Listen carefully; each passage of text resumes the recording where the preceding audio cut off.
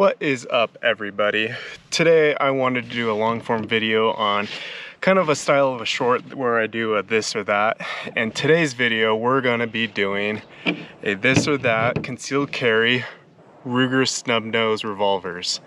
And today I have my I think it's the tallow distributor exclusive Ruger gp100, the high vis carry that I have upgraded with a high vis rear sight and a Hogue mono grip. And then I have my Ruger sp101 that I've also upgraded with a high vis front sight and the Hogue mono grip. So what I wanted to do in today's video is kind of compare what is the better option for you. Is it the larger 6-shot gp100 or is it the smaller 5-shot gp100? And both of these guns are in 357. They are pretty comparable in barrel weight as well. This has a 2¼ inch barrel. This has a 2½ inch barrel. This one, though, is what Ruger says, 36 ounces. This one is 26 ounces. So when it comes to concealed carry, it does make a difference. Now, I did do a trigger pull on these, and the double action pull on this is 9 pounds. The single action pull was about 3½-ish, 4-ish pounds. Now with this though, I was surprised by the results on this. This is actually a 10-pound trigger pull and about a 4 to 5-ish pound single action pull. Now I just upgraded the hammer to do single action on this revolver. So I do have the ability to swap between a single double action to just double action only. I will do that in the future. I'll get a hammer and I'll cut the spur off and kind of get it to where it will only do double action, but that's a project down the road for another time. But what's better though? When it comes to concealed carry, everyone has their own differences on how they carry. I like to at least be able to carry the whole day if I'm going to conceal carry, and I don't do it how traditionally everybody else does it. I like to conceal carry with a belly band, and I know that that seems like taboo to a lot of people, but I did get this clip and carry belly band holster off of Amazon for 20-25 bucks, whatever it was. And most belly band holsters suck. But the nice thing about this belly band is it doesn't have like a regular slot to hold your gun. It has a thick nylon strip, so you can use whatever holster you want and get the trigger protection that most belly band holsters don't offer. And the added bonuses with this, depending on how you wear it, you can sit in your car with this, you can sit down all day with this, and you kind of forget about your gun. Now, I have concealed carry both of these revolvers with this belly band. I will show you what they look like appendix carry, but I kind of just wanted to break down, show what they look like concealed carry, and what the recoil options look like with 357. Now, since this is such a shorter gun, this is going to offer a lot more recoil than this. Now, also the main advantage of the GP100 is this Hogue mono grip on the GP100 has some nice texture foam in here, and it really absorbs that recoil, but it makes this gun much larger than the standard stock grip. Now, the Hogue grip with this revolver is a lot more firm, but it fits in your hand much better. I mean, when I grab this, it just fills my hand perfectly, as opposed to this where it's a little bit larger, but that means I can get both hands on this gun and control the gun better. The main advantages between a GP100, other than just the recoil absorption with the weight, this is the sights. So on this one, you have the high vis fiber optic sights. Now, the nice thing about GP100s though is they are mostly always gonna have that rear adjustable sight. With with the Ruger sp101, you're just gonna get a ramp. You don't see that in this video because I upgraded the sight, and just the notch in the rear. And it honestly, if you're up close and personal, that's how you want it, but sometimes you're not up close and personal. Let's get it going and we'll get some shots for you. We'll show you how to conceal carry these, and then we'll talk about what is the best option for you. So here we go. I have the Ruger sp101 concealed carrying right now on my appendix with my core belt. Now it's summertime, I'm wearing just a t-shirt and shorts, and for the most part there's not a whole lot of printing here. You can probably conceal carry this just fine, and that's okay. It doesn't stick out too much, and most people aren't going to be looking for stuff right here, so it looks just completely normal. But when you conceal carry the Ruger gp100, it is much different. So let me show you that. Doing the appendix carry, and as you can see, when I just have a t-shirt on, that printing is very dramatic. And most of you, you're not going to try to conceal carry this. It is too large to conceal carry in your waistband. Now, what I do want to show you though is how I conceal carry, and it's with that belly band. And this is what I have found to be the most useful. Don't have to worry about printing, don't have to be worrying about comfort, because that belly band just makes carrying all day easy. So let me show you how to do it. All right, so now this is the belly band. Essentially, you got a Velcro loop, nylon strap, and then a belt buckle type strap.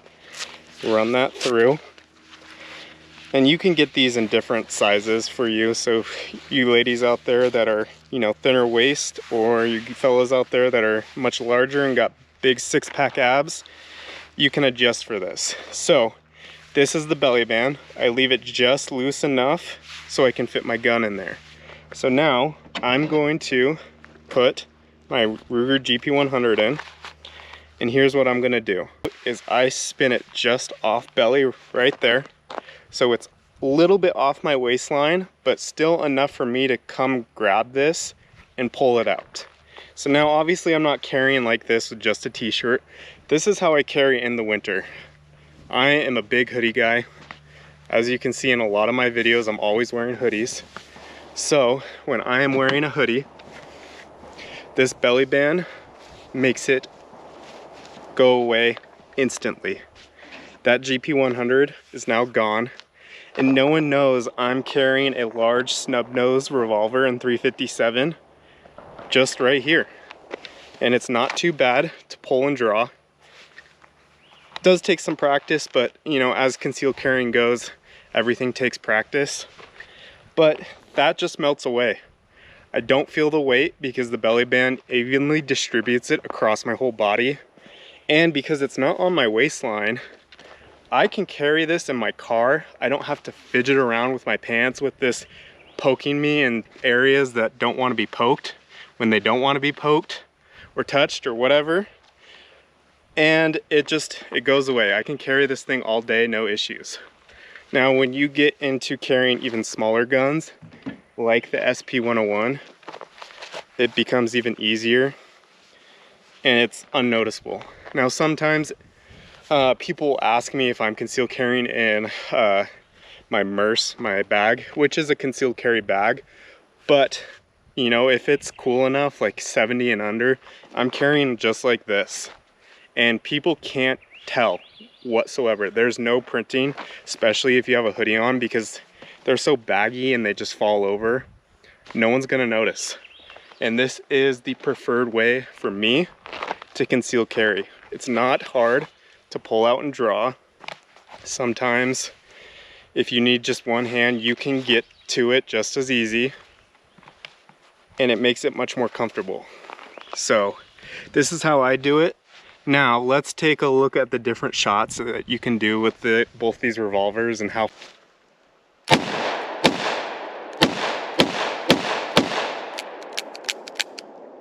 same thing. We'll see how the shots look like.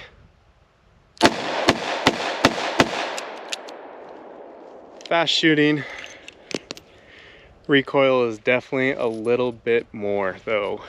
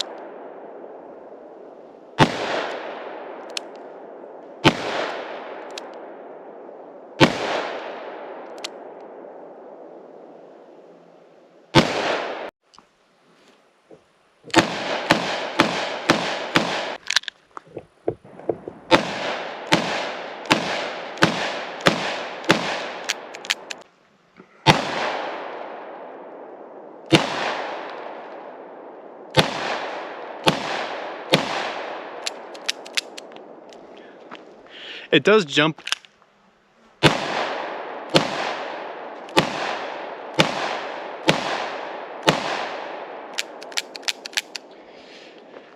The nice thing about this Hogue mono grip is you do not feel the recoil, not at all, compared to the sp101 mono grip. This just absorbs all that recoil because of that nice soft foam in there. It's so great. But all right, let's do our final talk on these guns. All right, to finish up, what are the different uses for concealed carry? Now, with this sp101, this is going to be your up close and personal gun. The further away you are, the harder it is to hit your shots. Now, that small gun might fit great in my hands, but those little movements that you have when you're aiming, this affects that gun a lot more than it will a larger frame gun. This gun is great. This was my first revolver, but there needs to be some room for improvement. Now, both of these guns are built the same, but they have the same takedown, they have the same just mechanics all the way around. But the only thing that's different, when you take apart this gun as opposed to this gun, this cylinder actually will come off this crane. In the gp100 it doesn't. Now when you're doing a lot of shots with this, it gunks up inside that cylinder really quick, and people will say, oh, revolvers don't malfunction. They do, and when they get dirty they won't work. And this gun, once it gets dirty, it will stop spinning because there's so much gunk in that cylinder. You have to clean this more. Now, for some of you that might not be a big issue, but you know, if you want to do 200 rounds at the range, by the end of that, you're probably looking at needing to take it apart and clean it right after that. Now, like I said, it's a great up close and personal gun, but what are the scenarios when you need to take a longer shot, you can control your gun better, and it's a lot more stable? Maybe you're at a mall and there is an active shooter and you have to take a shot long range to protect yourself. I don't know. You never know with concealed carry, but when you are concealed carrying, you're, you know, preparing for the worst, but not hoping for it. And this gun has its values, as does this gun. But what is going to be the better option for you? Now, the other thing I do want to talk about as far as things getting dirty with this gun, when you shoot this gun a lot, sometimes some rounds do not want to eject. They kind of fill up in there and it kind of gunks up, and it is hard to eject them out. And as I can show you right there, if you can see it on the camera, you can see that ejector rod is getting pretty gunked up right now. And that was just from, I don't know, 25 shots or so. These get dirty quick. Now, this gun, cylinder does not come off the crane, and if it does, I have not been able to get it off the crane, but you don't need to clean it as often. And you know, for some of you that don't like cleaning your guns every time you take them out, this might be the better option for you. So the other thing I've noticed is whatever ammo I have been putting in this thing, I mean, it takes it and it eats it right up. So I've done about the same amount of shots, and that ejector rod spit clean. Nothing wrong with it. Don't have issues ejecting it. Now with this gun, there are some there are some manufacturer ammo that I cannot put in this gun, and one of those is that arms score ammunition. There's just something about the rim that this gun will not take that ammo. It just does not fit in this gun, which is weird. And not that I'm a big fan of arm score, but it is cheap, and sometimes you do just need to get the cheap ammo sometimes. And if your gun won't take it, this might not be an option for you.